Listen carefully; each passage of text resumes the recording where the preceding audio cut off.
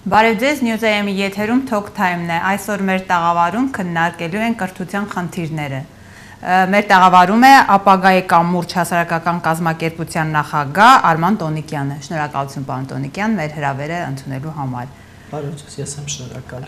Վաղվանից ուսումնական նոր տարին է մեկնարկելու, մենք մեր կրթության խնդիրները ամեն տարի այսպես փոխանցվում են այս իշխանությունից մյուս իշխանություն, խնդիրները կարծես տեղում են մնում, չնայած կառավարության ծրագրերում շատ գեղեցիկ մշտապես խոսքեր են գրվում, մշտապես բարեփոխումներից են խոսում։ Հիմա ձեր տպավորությամբ արդեն 3 տարի այս իշխանությունն է կրթության ոլորտում էական զգալի փոփոխություններ տեսնում է եւ ընդհանրապես ինչ առաջնային հարցեր կան հիմա մեր հասարակության մեջ կամ կրթության ոլորտների առջև դրված, որոնք տեղում են դեռևս դոփում։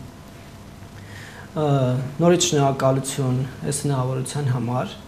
որովհետև այս շատ կարևոր է խոսել կրթության մասին, որովհետև կրթությամբ իրապես մտահոգվածները նման առիթներ շատ են փնտրում, որ անընդհատ խոսեն կրթության խնդիրների մասին, բայց մինչև իշխանության արածին կամ չարածին անդրադառնալը, նրանց օրոք ինչ-որ փոփոխություններն անդրադառնալը, առհասարակ ուզեի ընդհանուր խնդիրներից խոսել, որը տարիներ շարունակ եղել են եւ ինչպես դուք նշեցիք, այսպես փոխանցվել են եւ գուցե ելի կփոխանցվեն, եթե ինչ-որ քայլեր չձեռնարկվեն։ Պետք է ասենք, որ այո, այսօր մենք լուրջ խնդիրներ ունենք կրթության ոլորտում, թե դպրոցական, թե բարձրագույն կրթության ոլորտում, խնդիրները տարբեր են եւ այսպես ասած բազմապրոֆիլ։ Մի քանիսը փորձեմ այս պահին առաջ քաշել, օրինակ հենց սովորեցնողները, դրանք կլինեն թե դպրոցում ուսուցիչները, թե դասախոսները բուհերում, իրենք այսպես ասած հիասթափություն են ապրում։ Ինչ առումով, որ այլևս դրանք կարծես կարծիքի առաջատար չեն, հատկապես բուհական համակարգում, որովհետև նրանց այսպես նախ վաստակում են քիչ իրենց արածի դիմաց, այսպես միջամտությունները շատ են ֆորմալ առումով այդ process-ներում եւ այդ ակադեմիական ազատությունը ինչ որ գրված է իրավական ակտերում ներքին կանոնադրությամբ կամ օրենքներով սահմանված է, կարծես թե թյուրըմբռնում կա թե հասարակության, թե ղեկավարության, թե աշխատողի, թե նույնիսկ դասախոսների շրջանակում, դրա համար այս խնդիրը օրինակ կա։ Մյուս խնդիրը կարող են կապել, որ կրթական ծրագրերը առհասարակ արդիական չեն։ Ես այսպես ծայրահեղ չհնչի իմ կարծիքը, ես խոսում եմ գոյություն ունեցող խնդրի մասին, գուցե կլինեն կրթական ծրագրեր, որ շատ լավ աշխատել են, շնորհակալ ենք բոլոր այն մարդկանց, ովքեր այդ ուղղությամբ ջանքի չեն խնայել, բայց իրականում նման խնդիր կա, որ օրինակ բուհում ուսանողը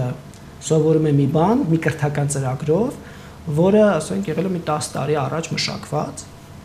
եւ աշխատանքների թարմացումների կարիք կա։ Եթե անգամ եղել են թարմացումներ, եթե այսպես ասած մոնիտորինգ իրականացվի, կտեսնենք ամսաթվերն են բովանդակային, որևէ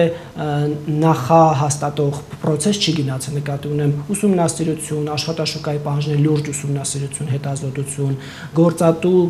կրթական համակարգ եւ կառավարություն այդ եռանկյունու մեջ համագործակցությունը կարծես թե այդքան էլ լավ չի եղել։ Եվ դեռ շարունակվում այդ խնդիրը կա։ Եվ այդ դրանից ելնելով նաև գուցե սովորողները դեռ դպրոցից այսպես ասած անորոշության մեջ են, վերջին տարիներին շատ այսպես խոսում են մասնագիտական կողմնորոշման մասին, բայց կարծես նորից արդյունք չունենք, եթե անգամ այսպես հարցում կատարենք, իրական մենք նաև իրականացրել ենք, ինչու է կընտրել այս մասնագիտությունը, մարդիկ հիմնականում բնական առաջին արձագանքը, որ աշխատանք շուտ գտնեն։ Բայց երբ որ նրանք ավարտում են բուհը եւ էլի ուսումնասիրություն են տալիս, որ շատերը իրենց մասնագիտությամբ չեն աշխատում։ Այսինքն աշխատաշուկան չի արտացոլում այն ինչ կա մեր բուհերի մասնագիտական առումով, այսինքն երիտասարդները ավելի շատ հնչեղ անուններով մասնագիտություններ են ընտրում, բայց հետո չեն կարողանում աշխատանք գտնել, հա։ Երիտասարդները, ավելի շուտ պատանիները, որովհետև պետք է գնան արդեն բուհ, լավ պատկերացում չունեն մասնագիտությունների մասին, թե ի վերջո նրանք մասնագիտացումների նույնիսկ ինչով են զբաղվելու, որ ավարտեն կամ ինչ հմտություններ ու կարողություններ պետք է ունենան եւ որտեղ կարող են իրենց մասնագիտական գիտելիքներն ու հմտությունները կիրառել։ Ավելին գործատուն այսօր չի վստահում բուհին։ Դա շատ լուրջ խնդիր է, այդպես երբ որ խոսում են գործատուների հետ, իրենք մեզ ասում են մեզ պետք չեն ձեր մասնագետները, դուք մեզ ուղղակի այսպես ասած ապահովեք մոտիվացված կադրերով, մենք տեղում կսովորեցնենք։ Բայց այս մասով հորդոր նաև որպես առաջարկ խնդրանք գործատուներին, որ իրենք այդպես ուղղակի մոտիվացված ուսանող շրջանավար չուզեն մեզնից, այլ իսկապես մասնակցեն եւ գուցե իրենց ոլորտի աշխատողները ներգրավեն դասապրոցեսում եւ միասին հասկանանք խնդիրները ինչումն է, որի վերջո նրանք արդյունքում չեն վստահում բուհական համակարգին եւ ասում են ուղղակի մեզ տվեք աշխատասեր մոտիվացված մարդիկ, մենք մի քանի ամսում կպատրաստենք։ Ստացվում է գործատուն մի քանի ամսում պատրաստում է մասնագետ, անինչ բուհերը 4 տարում օրինակ բակալավրիական կրթական ծրագրով թվում է թե իրենք մասնագետ են պատրաստում, փաստորեն չէ։ Խոսքը էլի կապում է տարարկայական ծրագրերի հետ օրինակ։ Կամ մյուս խնդիրը, ասենք, որը նաև կապված է դպրոցական, հատկապես դպրոցական համանայդ հարակրթական կրթության հետ, մեր ծնողները կտրված են կրթական համակարգից։ Դա իհարկե ունի տարբեր պատճառներ, սոցիալական, զբաղվածության։ Ինչ ասել է կտրված։ Այսինքն շատ ծնողներ սպասում են նույնիսկ, երբ իրենց երեխային արտակուրտները վերջանալու գնան դպրոց, որ իրենց օրը կազմակերպեն, իրենց աշխատանքի եւ այլն եւ չեն էլ, այսպես ասած, քիչ հետաքրքրված եւ մոտիվացված են, այո, պատասխանատվություն, ես պահանջատեր չասեմ, պատասխանատվություն, իրենք էլ են պատասխանատվություն կրում։ Օրինակ, եվրոպական կրթական համակարգում, Գերմանիայի մի քանի հողերում, այս ծնողները երբ որ պայմանագիր են կնքում դպրոցի հետ, իրենք որոշակի պատասխանատվության շրջանակ ունեն երեխայի այդ ուսման process-ում, հետևողականության հետ կապված, տնային աշխատանքների կատարման հետ կապված, որոշակի այդտեղ պրակտիկ աշխատանքներ ավելի շատ են դրանց նկատմամբ վերահսկողություն սահմանելու հետ կապված եւ այլ եւ այլն։ Մեզ մոտ դա շատ թույլ է աշխատում, մեր ծնողները ուղղակի ծնողական ժողովներից ծնողական ժողով են գնում կամ մարտ 7-ի սեպտեմբերի 1-ից այդպես 4 խնջույքներ կազմակերպել, այդ առումով է, կենցաղային հարցերով մասնակցություն չունեն։ Նրանք չգիտեն այս երեխան ինչու է այդ առարկան սովորում, օրինակ, ինչ որ առարկա, ինչա դա տալու իր երեխային։ Գուցե անգամ ժամանականակները, երբ որ ես պարզ է այդտեղ իրենք փորձագետներ չեն, բայց երբ որ այդ մտահոգությունը, պատասխանատվությունը, սրտացավությունը լինի, որ իրենց երեխան 12 տարի սովորում է դպրոցում։ Ինչու որևէ այսօր նույնիսկ այդպես խոսում եմ տարբեր մարդկանց հետ, մարդկանց ասում եմ ինչա կրթությունը, ինչու համար է պետք կրթությունը,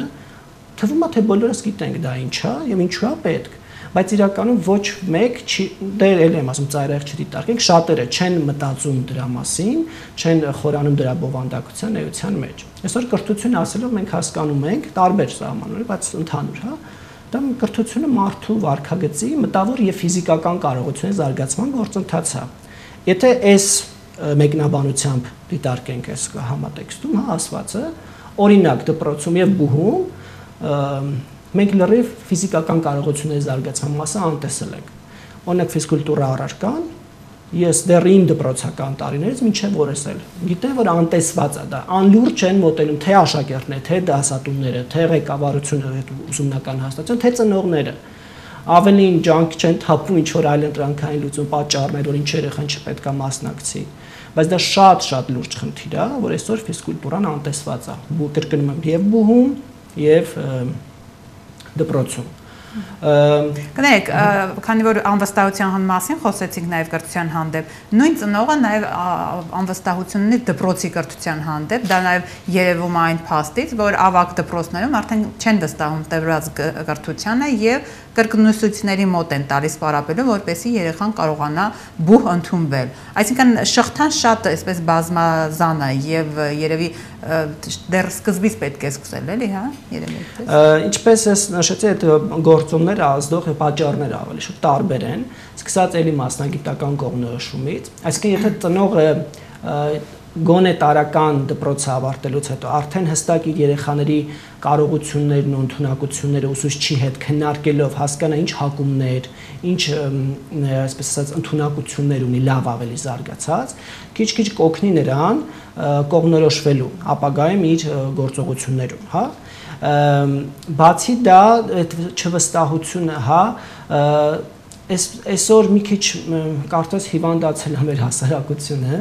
որ ինչ որ բաներ եմ լսում, զարմանում եմ։ Ես բոլորովին պահպանողական ինչ որ արժեքներ չեմ ուզում այսպես տարածել, բայց օրինակ լսում եմ, տեսել եմ, որ դասարանում տեսախցիկ են դնում, որ ուսուցչին հետևեն, ինչպես հանկարծ երեխայի վրա ձայն չբարձրացնի, կոպիտ նկատողություն չանի եւ այլն։ Ես բան չունեմ ասել, այսօր դաս ուսուցանողների, սովորեցնողների էթիկական, բարոյական արժեքները փոփոխության են ենթարկվել եւ դեպի վատ ուղղությունը, բայց պետք է հասկանալ ինչու է այդպես եղել։ Խնդիրը դրանում է, ոչ թե այդեղածին նկատմամբ ավելի խորացնել, ծնողները չեն վստահում, միշտ կարծես ուսուցիչը միշտ մեղավոր է։ Իրենց երեխաներին են վստահում ավելի շատ, բայց զուտ ֆիզիոլոգիապես երեխաները այդ տարիքում այնպեսի այսպես մտածողություն ունեն, որ գուցե երևակայում են ինչ-որ բան, այլ գույներով, երանգներով են տեսնում իրականությունը, ինքնապաշտպանվելու բնազդն է իրենց մոտ աշխատում։ Ես հոգեբան չեմ, բայց ենթադրում եմ, պետք է օբյեկտիվ ենթադրություն կարելի անել, որ պետք չէ անընդհատ ելնորից եմ կրկնում, իհարկե կան ծնողներ, ովքեր վստահ են, բայց վստահությունը հիմնականում էլի կապված է այն դասախոս, օրինակ գյուղական համայնքներում իրենց ուսուցիչը դպրոցում իրենց միաժամանակ իրենց գյուղի դերձակն է կամ իրենց հարևանի տիկինն է, որը երեխայի պատկերացումներում, այսպես ասած, խեղում է, հա, ուսուցչի կերպարի այդ բարձր դիրքը, հեղինակությունը կարծիքի առաջատարը։ Եթե նույն ուսուցիչը իրեն ֆիզիկա եւ պատմություն է դասավանդում, միաժամանակ երեկոյան իրենց տանը թե են խմում միասին եւ խոսում են կենցաղային գյուղի խնդիրներից, արդեն ոչ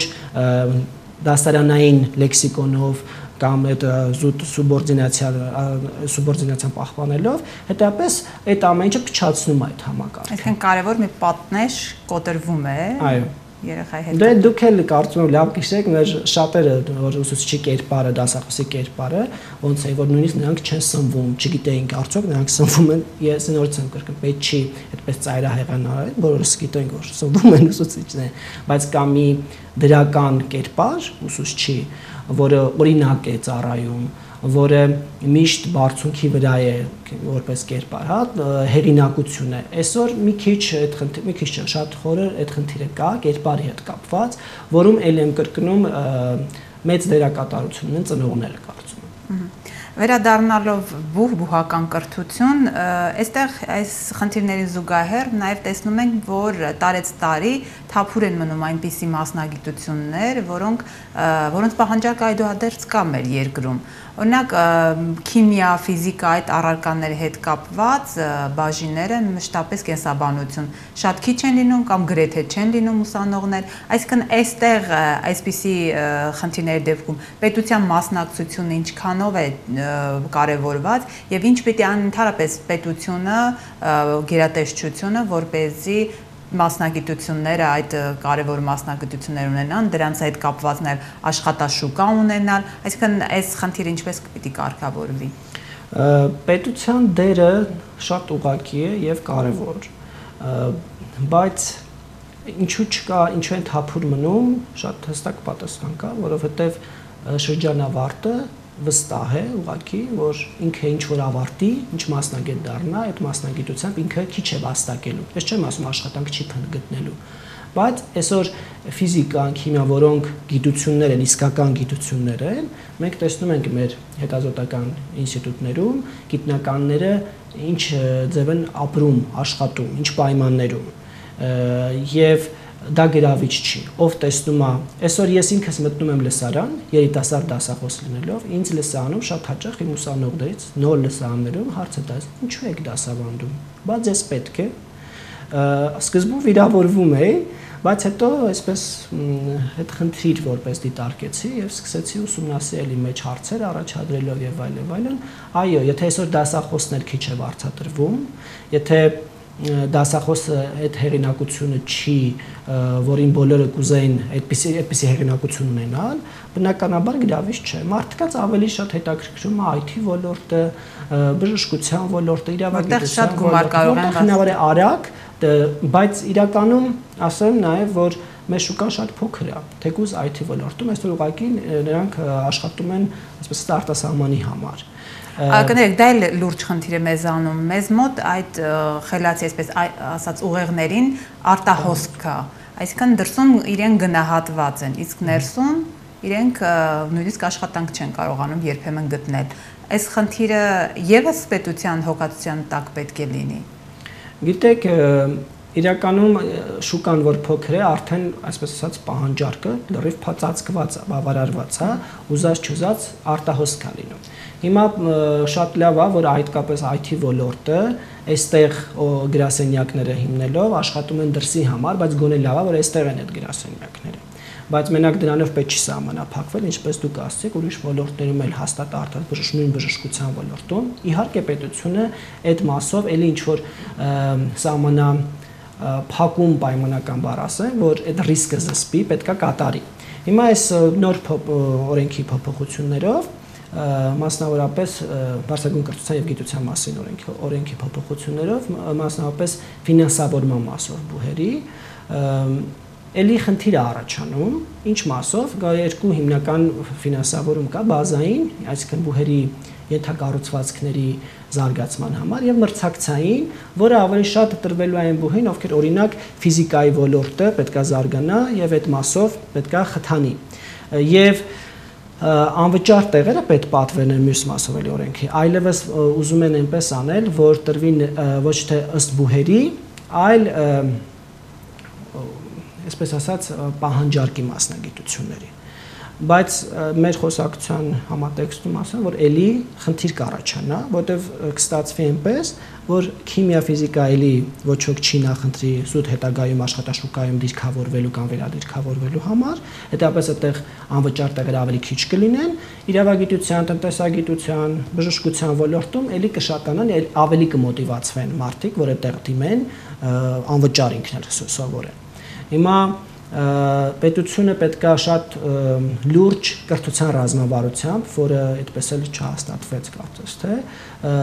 գոնե առաջիկա 5 տարիներին տեսնենք, ասենք, ինչ դիվերսիֆիկացվի այդ ռիսկը։ Այսինքն ըստ ոլորտների առաջնահերթությունները տրվեն պետության, եթե դա պետ պատվեր է, չնշանակում, եթե ես ուզում եմ 3 օրինակ տնտեսագետ, պայմանական թվեր եմ ասում, այդ 3 տնտեսագետը պետ պատվերով սովորում են, պետությունը նրանց երբեք չի հիշում, ինքն էլ չի հիշում, որ ինքը պետ պատվեր էր սովորել։ Դրանց գնում են շուկայում, իրենց մասնագիտության, ոչ իրենց մասնագիտ աշխատում են, բայց կարծես թե դա պետ պատվեր էր, օրինակ գուցե պետքա ֆինանսների նախարարում ինչ-որ փորձաշրջան անցներ, կամ հատկապես հետազոտական, հետբուհական կրթություն, ասպիրանտները, ովքեր անվճար են սովորում։ Մեզ մոտ ընդունված է այսպես այդ վերահսկողական բառը, հա, ընդհանուր օգտագործում, գուցե վերահսկում, բայց չէ, այդ մեր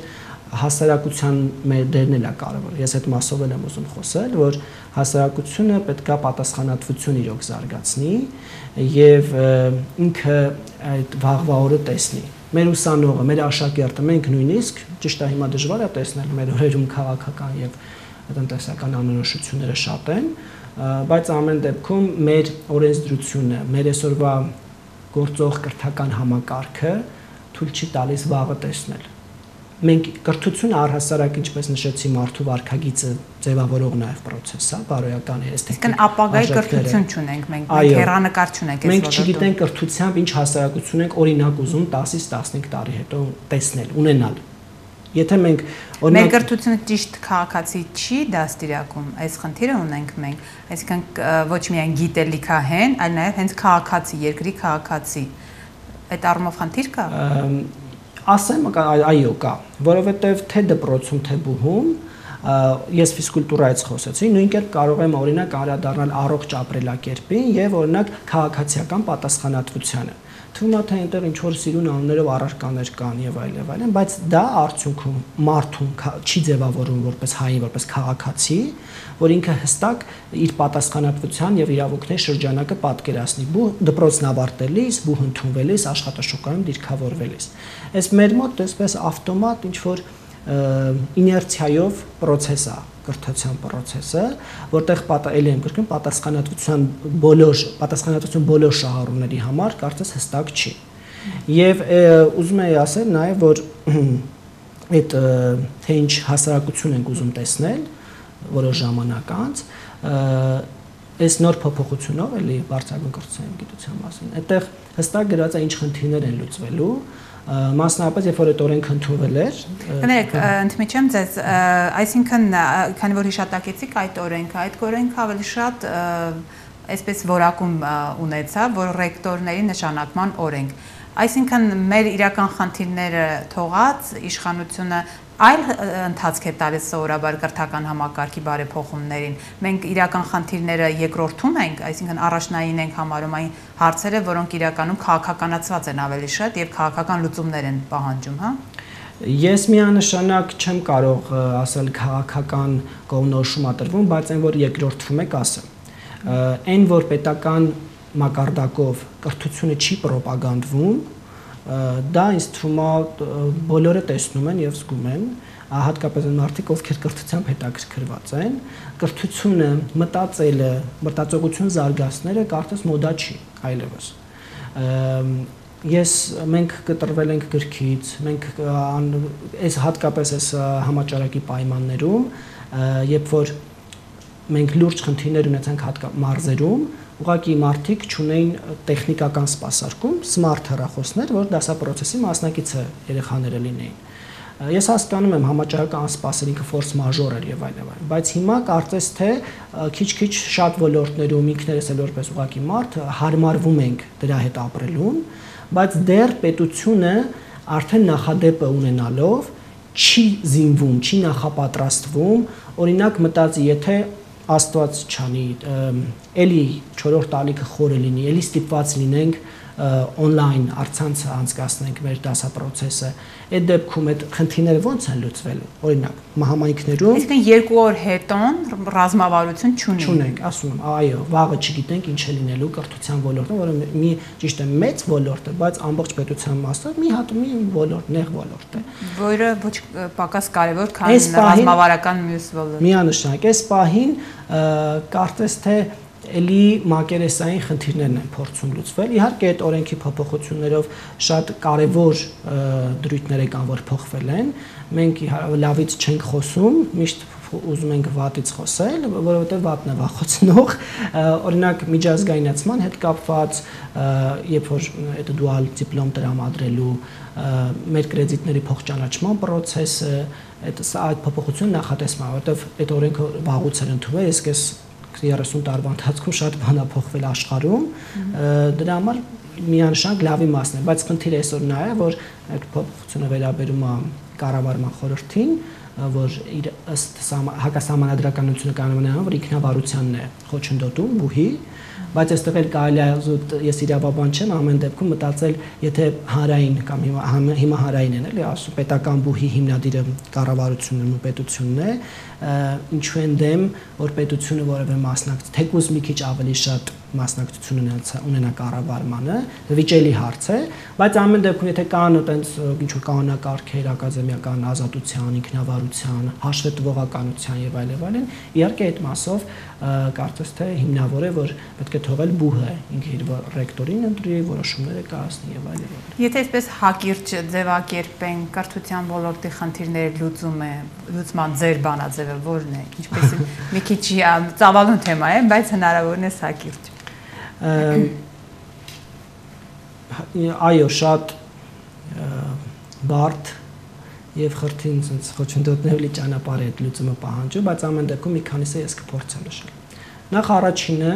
պետական մակարդակով եւ մենք էլ որպես այդ պետության քաղաքացիներ հասարակությունը։ Այստեղ հասարակական կազմակերպությունների դերն եմ շատ կարևորում, պետք է հստակ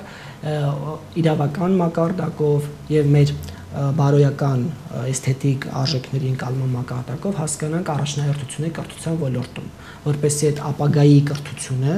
գոնե ուրվագծված լինի եւ պատկերացում ունենանք։ Ինչու ենք սա սովորում, ինչպես ենք սովորելու սա, ինչու ենք սովորում, ով է սովորեցնելու եւ ինչ է տալու վերջում դա մեզ։ Այդ որպես լուծում, որ այդ հարցերի պատասխանը բոլոր շահագրգիռ կողմերը ունենան։ Երկրորդ լուծումը պետքա անպայման ապահովել բոլոր ներգրավվածությունը կրթության ոլորտում բոլոր շահառուների։ Ինչպես մենք խոսեցինք արդեն ծնողների, ուսուցիչների, դասախոսների, ուսանողների, աշակերտների։ Այսօր, երբ որ ինչ որ մի փոփոխություն է լինում թեկուզ իրավական մակարդակում, դա էլի ձևական բնույթ է կրում, իր դրաֆտում դրվում է, քվեարկությունը չգիտենք ովքեր ոնց կատարում են եւ խնդիրներ են առաջանում, բայց իրական շահառուների ներգրավվածությունը թույլ է։ Մյուս լուծումը, որ կարծում ենք, պետքա սովորեցնող առհասարակ, այդ մենք խոսեցինք ուսուցչի, դասախոսի նկատմամբ վստահությունը, մեր ուսուցանողները, սովորեցնողները մի քիչ պետք է սկսեն իրենց վրա աշխատելով դասանում, լսանում, սովորողի մոտ զարգացնել սովորելու ընդունակությունները։ Դա է շատ կարևոր, մենք մի քիչ այդ մասով կարծրատիպեր ունենք, որ այդպես դրա համար այդ փոփոխություններին դրական արձագանք չենք տալիս։ Մեկ այլ լուծում, որը աշխարհում ընդունված պրակտիկա է, որը էլի կրթության ռոպագանդա է, բանակում, կալանավայրերում, սոցիալական կենտրոններում անապահովների կրթությունը պետք է լինի առօրյայի կազմակերպման հիմնական մաս, որովհետև կրթության միջոցով է միայն դեռևս այդպես այն ապացուցված, որ մարդու մտածողությունը, վարքագիծ արժե համակարգը հնարավոր է փոփոխության ենթարկել։ Մյուս լուծումը, որ էլի նպաստ կբերի մեր կրթական ոլորտում, այդ քարոզը այնպես պետք է կատարվի կրթության, որ մարդիկ հասկանան, որ մրցակցելու եւ հաջողելու միակ նախապայմանը կրթությունն է։ Այդպես խոսք կա, չէ՞, ընդունված ասում են սովորի, որ մարդ դառնաս, այդ շատ այդպես པարզ նախադասություն է։ Հակառակ process-ն էլ կա, առանց սովորելու մարդ չէ պաշտոն, բայց հաստատ ստանում է։ Բախվում եմ այդ խնդրին։ Եվ վերջի որպես ամփոփիչ այսպես միտք լուծում, հա, որով եւ սկսեցինք մեր զրույցը, կրթության մասին պետք է խոսել միշտ եւ ամեն օր։ Գործատուները աշխատավայրում իրենց աշխատողներին պետք է միշտ մոտիվացնել, որ իրենց կրթությունը շարունակական լինի։ Դա կլինի ֆորմալ, ոչ ֆորմալ, դպրոցում, տանը,